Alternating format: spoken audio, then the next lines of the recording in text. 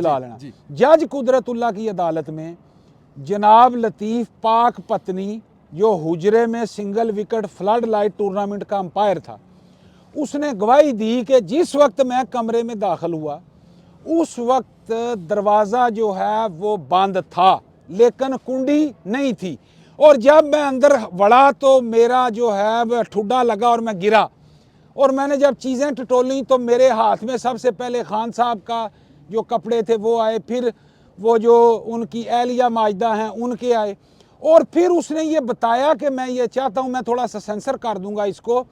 कि इन पे दफ़ा 376 PPC लगाई जाए। अब जो माहिर वकला हैं संदेला साहब, उनसे आप पूछ सकते हैं कि 376 और 377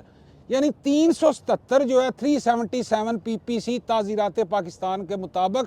गैर फितरी राह से वोट संदूकड़ी